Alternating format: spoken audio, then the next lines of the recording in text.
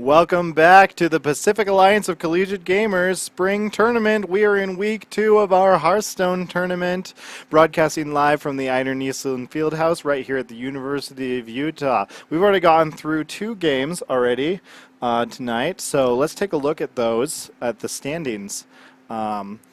Colorado lost their first match against Oregon, and Arizona State won their first match against UCLA. Those both matches went to 5 games. Great plays by all the teams. Yeah, spectacular. So Oregon won in a reverse sweep. It's pretty sad to see Big Spell Mage just kind of get rolled over like that. But on the reverse side, Arizona State also had a really close game. 5 games, almost got reverse swept on Token Shaman. Yeah. Very, very intense series we're having here. Yeah, but then they were able to pull it out at the end of the night. So that's going to do it, though, for our tournament matches for the night. This final game, USC versus Stanford, is going to be a show match. So these teams are not in the same region in the PACG. And so this game is not going to count for against their group score, which hopefully that means maybe we'll be able to see the players play a little bit more, I don't know, fast and loose, play some fun decks. I mean, I'm more interested in seeing some fun plays. Some fun plays. I want to see them take some potentially suboptimal lines and play something, do something really wacky. Like when I said earlier today, I wanted to see, what was it, Colorado. I wanted to see them play Jaina. I said it was risky, but it's probably the winning line. Maybe that happens in a game where nothing's on the line. Yeah. All right. Well, let's take a look at the matchup as we're going into it. Here we go. University of Southern California players JJXTX, Jackstax. I don't know how you'd pronounce that. Matt Fuss and Soul Reaper. And they are bringing with them a Murloc Paladin, a Combo Priest, a Miracle Rogue, and a Control Warlock. And it looks like we don't know what the bans are yet. All right, on the other side, we have Stanford. Their players are Mitchell, Tail Toxie, and Sir Windhunt. They're playing a Combo Priest, a Q-Block, a Murloc Paladin, and a Tempo Mage. And we just got the bans in. The bans are Control Warlock and Murloc Paladin. Yeah, USC's Control Warlock is banned, and Stanford's Murloc Paladin is banned. Which means we're not going to see Rin, which I am sad about. No. But we also don't have to watch a Murloc Paladin mirror, which I am happy about. No. Yeah, both players were bringing in a Murloc Paladin, and both players were bringing in a Combo Priest. And one of the things that you mentioned before when we were looking at these decks is that the possibility that USC might not ban Stanford's Q-Block solely so that they can get a Miracle Rogue win off of it. You do not play Miracle Rogue if you are not targeting Q-Block or just a Warlock in general. Miracle Rogue struggles against aggressive decks and does decently against control decks. It does better against Q Warlock than it does against other control decks, but okay. The reasoning is if you isolate this matchup with taking Warlock out, then Stanford just looks favored. The Miracle Rogue is going to struggle to get a win against any of Stanford's decks, period. Like the Combo Priest is going to be an easier matchup than the other two because the other two just kind of want to kill you in the face and make you dead. And they do a very good job of doing that, but the Combo Priest is susceptible to saps, Vile Spines, tools that are in the kit of the Miracle Rogue's deck. But if you run out of those tools, or if you just don't draw them, it's hard to really close out a game against the Priest. They tend to stick a minion, Divine Spirit Interfire it, hit you with it 3 times, and you die pretty consistently if you don't sap it, Vile Spine it, or you just run out of these things. So, all right. Well, I think that sounds like the match is about to start. So we're going to go right into our opening mulligan phase here. Oh, we missed the mulligan. That's okay. So, looks like the Here we go. Stanford is starting out with their Tempo Mage, and USC is starting out with Murloc Paladin. We already get to see Stanford's tech card in the Hungry Crab. The Hungry Crab. They run right. one of them, and it's in their hand. In the matchup, they want to have it in. That's... Time runs out on me. So you have one Hungry Crab. One Hungry Crab, it's in your hand. You have a full deck of Murlocs that you're playing against. And you're roping turn 1 because you're thinking about future turns. You're not rushing things. But that's the Hungry Crab. So It's Hungry out. Crab is pretty much just a snap play. It is automatically what you do on turn 1 against a Murloc, but they just want to know how they're playing out their future turns. They want to know if they're playing a Sorcerer's Apprentice next turn, if they're templing Medivh's Valet, or if they're going to connect the Kirin Tor. These are all things that they wanted to have extra time to talk about. Right. But 3-4. 3-4 is just good. Let's see. Now this Murloc Paladin, is running a Bittertide Hydra, and one Spellbreaker. Cute combo. Yeah. One unidentified Maul, and the rest is.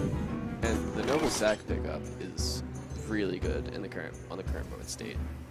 It basically does the same thing as Redemption, except your opponent doesn't have the option to go face to play around Redemption. They have to either go face and play into Noble Sack, or full trade as if it was Redemption anyway. I like it. I like the different secrets they chose to play. Get down! It's probably just Kirin Tor Mage and Counterspell. Yeah. You're going into turn 4. Even though your opponent has a 1-mana spell, you're going into turn 4. You can't let them get it off for free. Plus, a 3-mana 4/3s. Pretty good for stats. Oh, Medivh's Valet. Also a decent option to clear the board and keep the Excuse me. Yeah. You are on fire. keep the apprentice alive. I like it. I really like it. It plays better on board. This is why I don't play Tempo Mage. And like you said, there's a secret down, so Yeah, so USC can't afford to waste one of their call to arms on this counterspell. at the same time, they don't know whether it's Counterspell or Runes, so they have to decide how they want to play this turn. Do you actually play the Divine Favor instead of playing the Redemption if you test for Call to Arms? Divine Favor is dead. Yeah. It is worse than Arcane Intellect. I wonder. Usually in Aggro Mirrors, you play it as Arcane Intellect. It's 3-mana draw 2. Now it is 3-mana draw nothing. It is worse. It is worse than having any other card in your deck. Looks like they're going to use that so that they can try to get a minion down this turn. That's a good draw. The explosive runes. It doesn't do much against USC's hand. They don't have any minions yet, but most of their deck is going to be minions. Well, and if they play that, there's no way for USC to know that it isn't another counterspell. Yeah, they have to play more mind games. They don't have the 1-mana secret. They don't have the 1-mana spell to test anymore either. They do ever have Redemption up, so they have to chew through this minion aggressively. But their own minions. That means their own minions die. Or 2/3 dies. Or the 2/3 doesn't die. Oh wait, the Redemption. They don't have Redemption. The Redemption up 'cause got they counterspelled. counterspelled. Yeah. Okay. See. Yeah. I can't see the secret. We so all get it. Yeah. You guys can't see the secret either. Yeah. Yeah. All right. Do we? So. We just don't respect. All right. Take the risk. Pay it off. So. Too bad the Knife Juggler was the third card. Yeah. Unfortunate sequencing, but Grimscale Chum not going to hit anything, but it is going to trigger that explosive runes, which was probably, let's see, in their stick they have 1 ice block, 2 explosive runes, 2 counter spells, Yeah, so and that's it. So 25% of the time, it wasn't counterspell. yeah, They decided, okay, 1/4 of the time, it's not counterspell. We probably have a solid chance to win the game off of this, as long as we don't get Island and Burn over the top. Which they don't have a Luth. They do, however, have a 2-mana 5/5. 2-mana 5/5 is a very strong stat line. I'd play that in almost all my decks. You can squeeze in the ping, so you can get rid of the Divine Shield Girl, Righteous Protector. You can choose to either kill the Murloc or the Knife Juggler. It's really, do you prioritize killing the synergy, or do you prioritize killing the stronger ability? yeah. I'm wondering what else Stanford is thinking about. Probably thinking about potentially pushing face damage instead of not trading. You push face damage, they're closer to being dead. You get them dead, they die. But It looks like they did choose to take out that Knife Juggler. so with your current hand being at 10 and being at 16. I mean, not 10 and 13. There we go. That's not really all that different because you're only pushing 3 damage. Second, the counter spell doesn't quite do much anymore. The only thing you care about now is like Divine Shield or Blessing of Kings, or not Divine Favor or Blessing of Kings. Divine Favor only draws them 3 cards or 2 cards at the current time because they're gonna draw 1, but usually they play a card and then Divine Favor. So it's more the Blessing of Kings, but even still, they have to have it in hand, play it. It's probably just want to play for board, do what's best on board, rather than play a I mean, the counterspell is going to be free, so they're going to play it, of course, but it's just unfortunate that it's not something more impactful.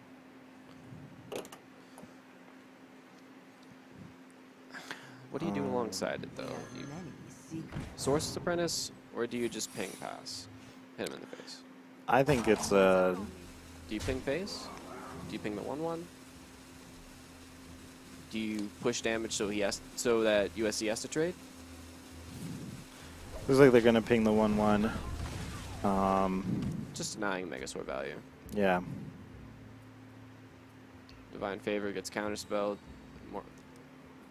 Mm-hmm. Let's say, okay, so they could say it's 100% counterspell, and then they don't care about order, or they think and they realize that they should probably play it in the right order, regardless.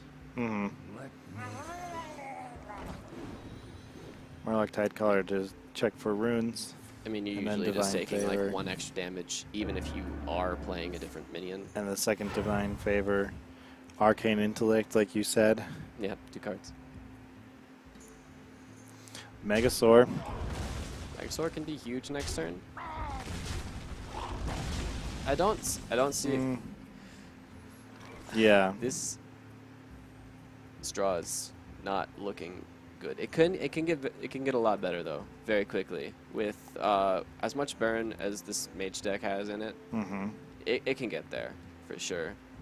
They just have to decide whether or not they want to try and commit to the face plan, or they want to try and fight on board still.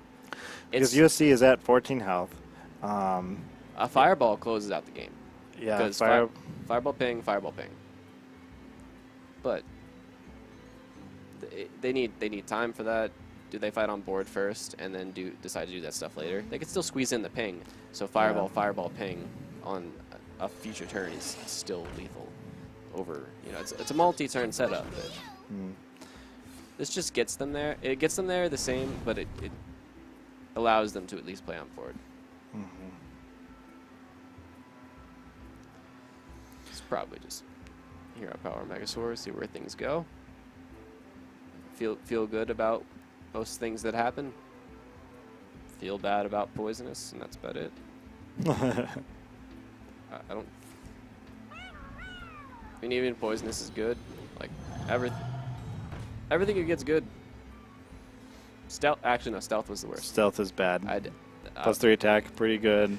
What? The 1/1 plants. He probably want 1/1 plans here, honestly. Yeah. You're double trading. Mage is trying to kill you. You don't want that to happen. How trade? You can trade 2, 3. All right, +1 attack. We're gonna go face. Just going for We've got the. They decide to trade into the mana worm Okay. because that's threatening. But Yeah. they go fit. They want They've got the Divine Shield taunt. Are they Double gonna? trade. Okay. double trade. Clear the board. Keep some strong minions on. Frostbolt, pretty impactful. But do you go face and get them? Try to get them down to. You could get them down to 3 health this turn. Puts them in range of a lot of stuff. So But you could also clear 9 damage off of their board. so alternate. Mm-hmm. Same kind of lines, but a little different. You do this where you go double spells to the face. You ping the 4/1 Yeah. All right. because USC being at 3 health and being at 4 health, there is no difference. Frostbolt closes the game. Fireball closes the game. Firelands Portal closes the game. Every bit or increment of damage they do will close the game. It doesn't matter if it's at 3 or at 4, because they can just ping alongside anything that's 3. Arcane Intellect and a spell, or not spell, into Secret plus Medivh's Valet closes the game, right? Primordial Glyph. No, 3, 6, 8. No, it's 1 off. That could very easily close the game. Yeah. Primordial Glyph into damage, into anything that's not... And there it Yeah. is, Firelands Portal. Yeah. Like, just so many ways they closed the game out with Burn. They did not need to put them to... All right, so our first game going to go to well played by both sides. Yeah. Like, very well played. very well played by both sides, but in the end, Stanford's Tempo Mage is going to be the winner there. Yeah. Favorite thing about that entire that entire game. 100% favorite thing was turn 1 basically roping. Yeah. To the end. It's not VM, it's strategic. Am I gonna play the Hungry Crab? they were talking about their turn 2 and 3, Yeah. and it was really good. Yeah, I think that was kind of the hallmark of that first game, and it could end up being the hallmark of all of these games, is that these teams are obviously They're very thinking through what they're doing. They're playing decks that you could just kind of play on autopilot, Yeah. but if Stanford hadn't taken the time to think, am I going to trade or am I going to push face here? What am I going to do with these spells and Yeah. everything? That game could have turned out very differently. They could have been 1 damage off lethal. Yeah. And that's always a sad thing to have happen. Yeah. Both sides. Yeah. And so we're ready to go into game 2 here. So let's see what's going on. Looks like USC is playing their Miracle Rogue against the Combo Priest. This is it. This is probably the Rogue's best shot at getting a win. Yeah? Can they do it? I thought Q-Block was their best shot at getting a win. Oh wait, I forgot. I forgot. I'm so used to Q-Block being banned. Yeah, that's fair. Yeah. Okay. Scratch what I said. Q-Block. So yeah, but do you think that Miracle has a shot against Combo Priest? Yes, they do. Yeah. They just need to draw key cards, saps, file spines. You cannot let them get the board early. You cannot let them abuse their lead on the board early. Like you just have to shut them down. Nothing sticks ever. That's the game plan. Nothing sticks. Deny them all value from their minions. Okay. All right, turn 2. Priest turn 2, always fun. Radiant Elemental plus Power Word Shield seems decent. It's not Yeah. weak to anything in particular. Prep, Fan of Knives, Eviscerate. Oh no, they had it. Well, that was fun. They do. Oh my, okay, well now they're not weak to Oh, they didn't play They it. didn't play it. I don't know why. They don't have prep. USC doesn't have prep. They did not draw the prep.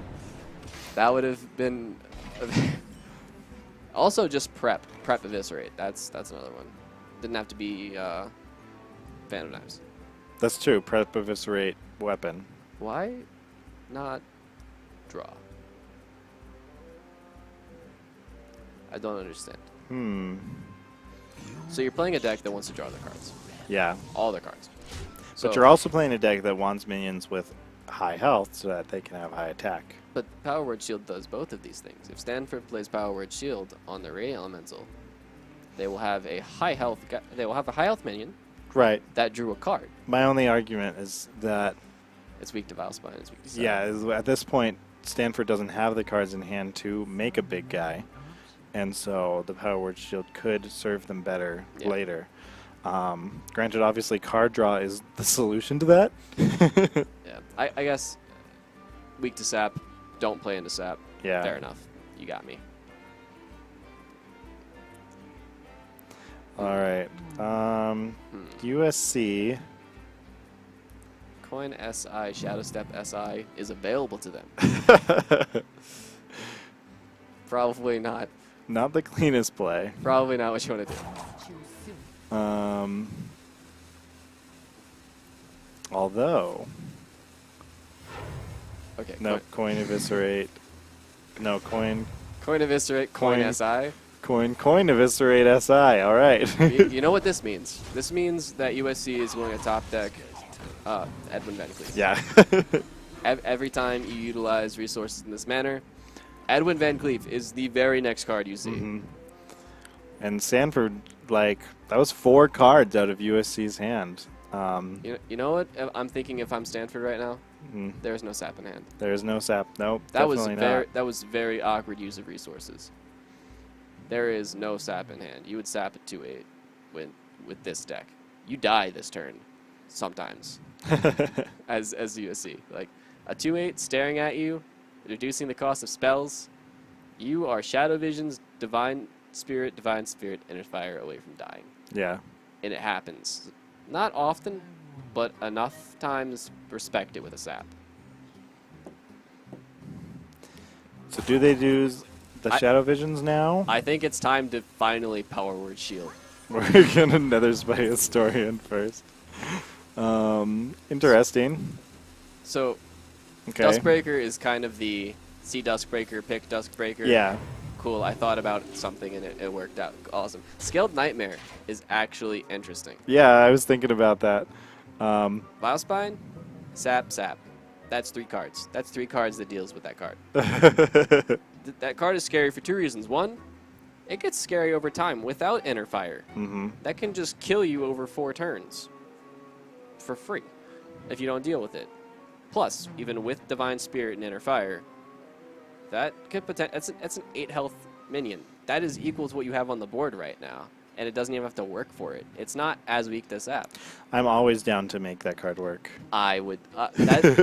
So that is one of that alongside Red Mana Worm. Those are the 2 cards that have not seen play, and they make me sad because they're just so sweet. Looks like they're really. They really do not like this Radiant Yeah, Elemental. they really like want to try and take get rid this of it. Radiant Elemental out. Are they? They're not going to be able to, though. Okay. Hear me out. Sig Draw. Northshire Cleric. Shadow Visions. Circle of Healing. Duskbreaker. Alternatively, Duskbreaker and you're sad. Because that utilizes... So that play utilized 2 mana, so you still had 3 mana to get an additional draw off your guy. And put it to full health again. This turn, I would probably just play Draconid. I'd Power Word Shield first to see what I draw.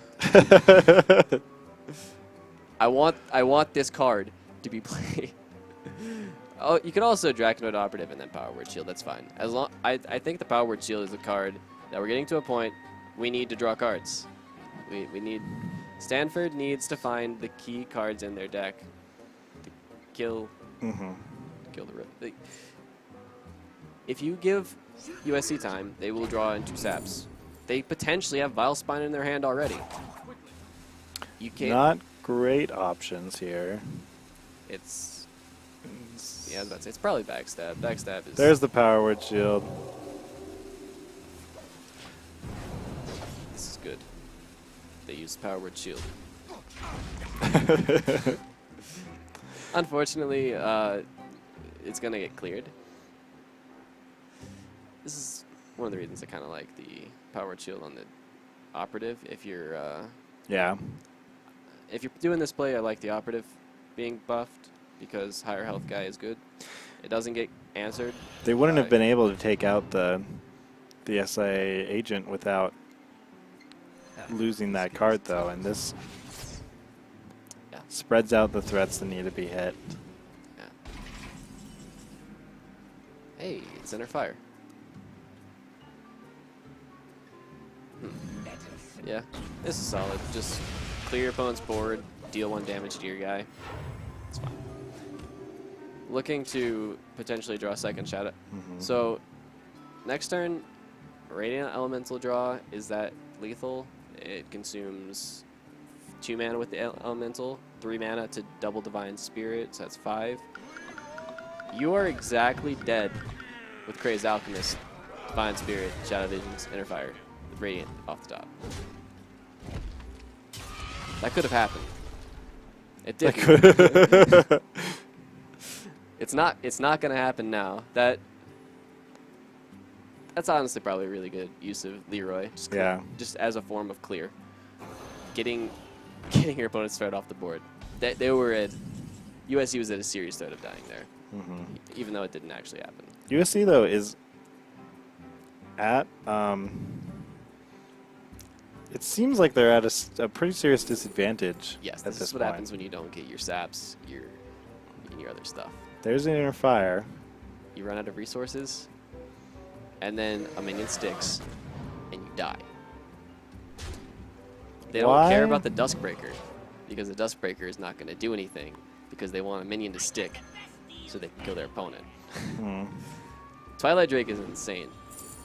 So they can still die. Remember the what I was saying a second ago about the Draconoid operative? It can happen here. They finally drew. So USC finally drew Sap. That's important. But like, if Sap wasn't drawn. Oh, there's the Edwin. Finally. This was only needed 4 turns ago. Or even earlier this turn would have felt a little nice. Well, I guess they only had the 1 coin, so they wouldn't have been able to play it and the Gadget Sand this turn. I'm sorry, I wasn't following. I was looking at prep, eviscerate, at the Un in hand, and I was like, dude. I just love it when I play 10 cards and then don't have enough mana to play Edwin. That's all. Yeah. That's why when I played the Brawl a while back, when it's have 3 copies of 3 cards in your hand or in your deck, I ran nothing but coins, Edwins, Edwin, and some arbitrary 3rd card. Probably Shadow Step. Probably, yeah. I don't remember what I did, but it was insane and it was fun and I liked it. I made like a 2020 something Van Cleef and it was great. Instead, we're gonna see a 4/4 Van Cleef. That's death. Yep.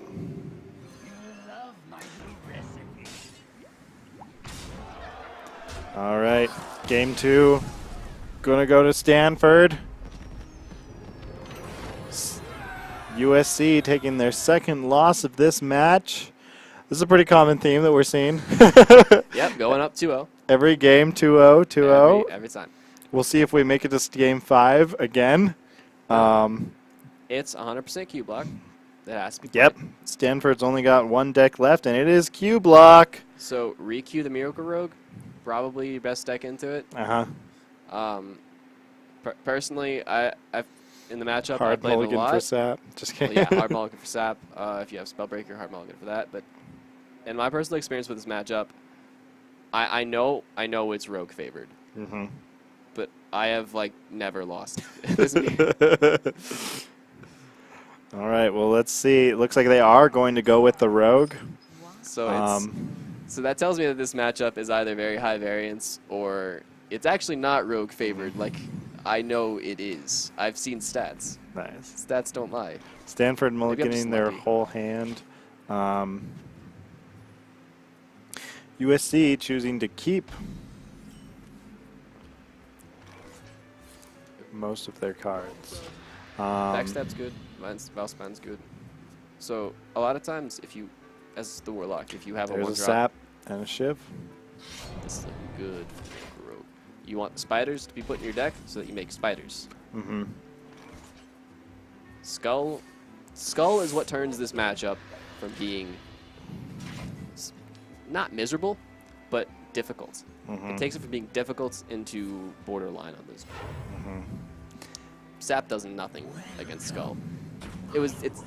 It's kind of comparable to back when Rag was in the meta. Yeah.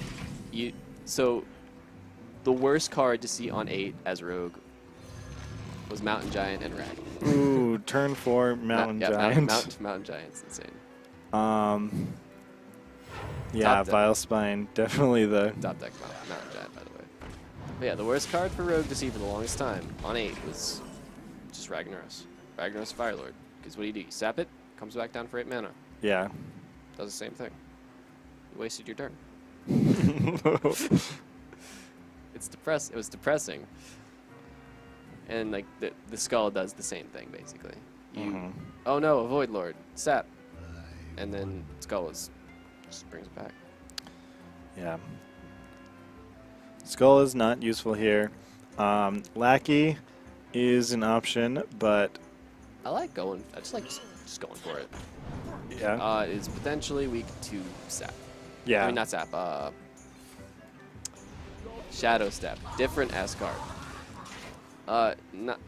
It's not weak to sap in the sense you could just he saps it, USC saps it, you play it again next turn with Dark Pact. You don't mind that. What you do mind is Shadow Step coming down. You mind something like Backstab or any other card being played, Shadow Step coming down, and then with the remaining 3 mana or 5 mana, however much mana you have left, as long as it's enough to play Vilespine, you Vilespine whatever comes out. And that's what makes you sap. Yeah. If they use sap on a Lackey, you're actually really happy. Because that's, 2 mana they're using. That's 60%, it's 40% of their mana. And they're using it to, they think that they're preventing you from doing something, but you're able to just do it a turn late. Okay, cool. I take that. Stanford decided to draw a card and upgrade their spellstones, so I think that's good as well. Yeah. Took out the 4/4, regained 5 health. But It was a pretty good play, I think. Lackey's more impactful. Lackey Dark Pact. Yep, there Yeah. we go. Now it saps. You Skull the Minari, and it also the play I mentioned, just Lackey on 5, it potentially allows you to save the Pact for the cube you top decked that turn. Yeah. So just a possibility. Deciding to kill it rather than sap it. If you kill it, it's dead. You can't. There's no way to interact with it. So I like it. You take 5 damage for it, but you're at 30. Okay. Yeah. Sapping that, I feel like it's kind of a 50-50 play because obviously a Doom guard in your hand sucks unless you have Skull. Most of the time, yes. Yeah. Yeah. The best games as Q block are the games where you are forced to tempo Doom guard, and you don't get destroyed by just discarding the important cards in your hand. Those are the Yeah. games that feel good because you had to make a tough decision and you get rewarded for it. Deciding not to cold blood this turn. They don't want to push the damage now. They'd rather push it later. I mean, they know sap's coming down. I mean, they know. So USC knows they have sap next turn. So they know they can just push the cold blood damage next turn if this sticks. It's likely to stick because like so from USC's point, they're thinking Stanford has a Void Lord. They're going to feel comfortable. They think Stanford might think that we would have sapped the Doom Guard, but we didn't. Just playing a small mind game. Or they just want to save it to combo with Leroy. I don't know. Is this just lethal damage with sap, though? No. Trust me. Not It anymore, looks like but they are going to take out that board. I was wondering if they were going to do that, and they took a very roundabout but very interesting way to do it. I really liked that play of using the Defile and the 2/2 rather than some other options like they could have used. They could have used Hellfire and Mortal Coil. yeah, they definitely could have. They would have. So instead of being at 23, of course, they'd be at 16. But that's well out of range of most things. Yeah. It upgrades your Spellstone. Defile. But Defile doesn't really get better in the matchup. That's the problem. So USC passed their turn. Deciding not to sap because they don't push damage. That's fair. Yeah. But what are they? Now what is Stanford gonna do? Probably just Lackey, honestly. Why not? They might not activate it because the resources they'd have to use to activate it are too important. Yeah. You don't want a Hellfire when you know your opponent can make a board full of 4/4s out of nowhere. 4/4s are out of range of a Hellfire. So you need Hellfire plus 1 damage, which is usually Defile. And it's hard to kill them with Defile because you don't have a 1/2 or 3. You don't have a 1/2/3. Looks like they're going to cube this turn, though. I like it. It's very weak to sap, but Yeah. it's a risk. But they I feel That's like a great sap target. Yes. I feel like Stanford has a soft read on no sap. They feel like sap was better than most things. You could probably play it, but at the same time, you don't. I don't know how they would have any kind of read on no sap, though. There's no good time to play it. I don't know. This is really risky. When I do stuff like this and I don't have Dark Pact, I really like to have a 7 damage Spellstone. So that way I can still, for 9 mana, destroy my own. There's the sap. Yeah. Destroy my own cube and prevent this from happening. On the bright side, Hellfire's live on the 4th ring. If Gadget comes down and USC decides to not kill the Mistress, you know, it's live on the potential Gadget too. In the future. Okay, so Lackey, I feel, has to be played here. I don't, or Lackey or Hellfire. This is also good. Gul'dan. This is also good. This brings back Void Lords, and Void Lords win games against this deck. We'll bring back 1 Void Lord and 1 Doom Guard. I'm just thinking about And a bunch of the little guys. how do you kill USC? That's what I wanted. That's what I'm thinking of. How do you kill them? How do you close out? And you kind of close out with Doom Guards. You are at 25 at Stanford, and you are relatively safe. I can't think of any combination of cards that. So Leroy, Cold Blood is 14 damage. Shadow Step. No, you're dead to a very exact hand, actually. Yeah. You're safe against most things, but you're dead to a very exact hand. It has to be Leroy, Cold Blood, Shadow Step. That has to be USC's hand in order to lose the game, and that's actually possible. So Stanford decided to not take any risks and just go blue bomb. Yeah, wait, no, you'd be below. You'd be below 25. Never mind, you'd be at 23 if you weren't lucky. 2 Doom Guards. Ooh. Top deck Dark Pack, so it all works out, right?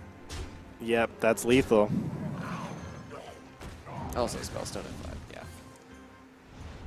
3-0. Now, looking at the lineups, I knew Rogue was going to be a weak point for mostly this reason. The only good matchup across all 4 of Stanford's decks was exactly the matchup they just played and lost to. It was the Warlock. Yeah, they were really pushing to, and I think that USC knew that probably going into it. They knew that the Miracle Rogue was their weakest deck, and that they had to make it work. They knew they had to get the win, and it just fell short. Yeah, and so even though they went 3-0, it was because of strategic deck choices that they went 3-0, right? Because they knew that if they couldn't get the Miracle Rogue to win against that Warlock, then there wasn't going to be any chance of them winning. There's no point in playing a better deck, or quote better deck, just to try and get their score up or anything. Yeah. I mean, good decks, good plays. Yeah.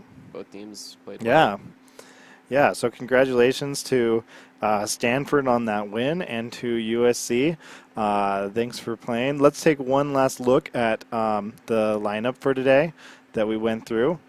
So wins today, Oregon and Arizona State are going to go into the next week with a win under their belt, with Colorado and UCLA looking to see if they can pull out of their first loss of the season.